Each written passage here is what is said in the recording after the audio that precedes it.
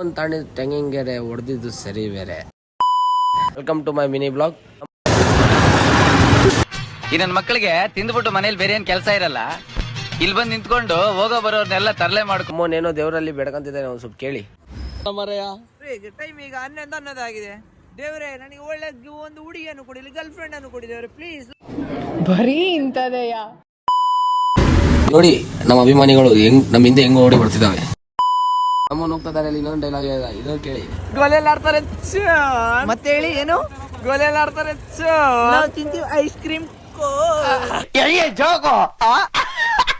ಇಲ್ಲಿ ನೋಡಿ ನಮ್ಮ ಗಾನಕ್ಕೆ ಹೋಗಿ ಇಲ್ಲಿ ಆಡಕ್ ಶುರು ಮಾಡಿದೆ.